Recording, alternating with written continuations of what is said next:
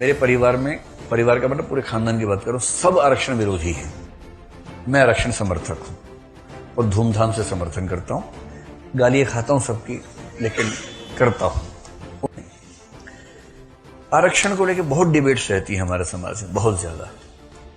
और मोटे तौर पर जिसको आरक्षण मिलता है वो उसका समर्थक है, जिसको नहीं मिलता वो उससे विरोधी है। और ये एक घटिया समाज की पहचान है जहां लोग केवल अपने फायदे के हिसाब से सोचते हो। मजा तब है जब आप अपने फायदे नुकसान से तटस्थ होकर सोचे। तो कुछ लोग कहते हैं कि हमारे पूर्वजों की गलती का परिणाम हम क्यों भुगते। तो उस पर एक तर्क है बड़ा अच्छा सा। मैं आरक्षण मेरा प्रिय विषय है, मुझे उस पर कई बार मैंने 15-15, 16-16 घंटे उस पर बहस की है। तो ज्यादा नहीं, लेकिन एक बात मैं कहना चाह रहा हूं ताकि पर्सपेक्टिव समझ में आए। दलित विमर्श का पर्सपेक्टिव है क्या। मैंने कई सवर्ण व्यक्तियों के मुंह से सुना है, जन्म के संयोग से मैं भी सवर्ण हूं, मुझे आरक्षण का लाभ नहीं मिलता था। मैंने अपने समूह के बहुत व्यक्तियों से, जैसे मेरे परिवार का मतलब पूरे खानदान की बात करूं, सब आरक्षण विरोधी हैं। मैं आरक्षण समर्थक हूं और धूमधाम से समर्थन करता हूं। गालियां खाता हूं सबकी, लेकिन करता हूं। उनको समझा नहीं सकता।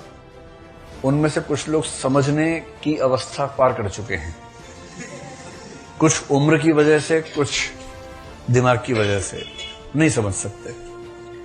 तो मैं भी ज्यादा प्रयास भी नहीं करता, लेकिन हाँ कोई भिड़ जाए तो फिर भिड़ जाता हूं, साथ में क्या करें। लेकिन आप लोग अभी उस अवस्था में नहीं है कि समझने के इससे पार हो गए हैं। आप तो समझ ही सकते हैं। आप तो अपने चिंतनशीलता के एकदम चरम स्तर पर इस उम्र में है। यही उम्र सबसे अच्छी होती है समझने के लिए। तो एक तर्क सवर्ण समाज की ओर से अक्सर आता है, 70 साल से आरक्षण दे रहे हो यार, कब तक दोगे।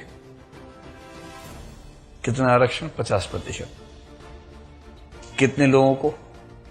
तो इसका मोटा मोटा उत्तर यह है कि भारत में SC, ST, OBC, महिला, विकलांग, इन सबको मिला ले तो जनसंख्या बनती है 90%। 90% आबादी को 49.5% आरक्षण 70 साल से हम दे रहे हैं। और इस बात से बहुत लोगों के पेट में खलबली मची हुई है। ठीक है, मत सकते हैं, कोई खास बात नहीं है। दूसरी तरफ का तर्क, दलित विमर्श का तर्क यह है कि भाई ये बताओ, 3000 साल तक पढ़ाई लिखाई पर केवल ब्राह्मणों का हक था, 100% आरक्षण था।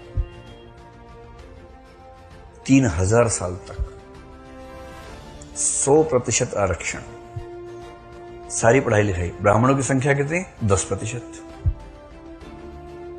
10% समुदाय ने 100% सीटें घेरी 3000 साल तक, और अब 70 साल से परेशान हो गए हैं।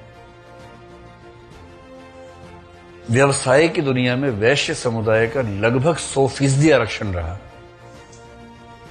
इस पर तो कभी नहीं बोला किसी ने। और 3000 साल के जबरन किए गए आरक्षण के विरुद्ध समतलीकरण के लिए, इक्वलाइजेशन के लिए, लेवलिंग के लिए एक जरा सा प्रयास वंचित वर्ग के पक्ष में क्या हुआ कि पेट में ज्वालामुखी फटने लगे। इतनी क्या बेचैनी है भाई। तर्क भी तो हो, खाली हवा में थोड़ा ना होगा कुछ।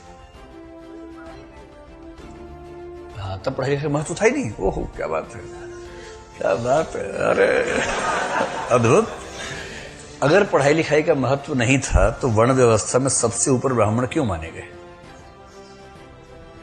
तो सबसे नीचे क्यों नहीं माने गए।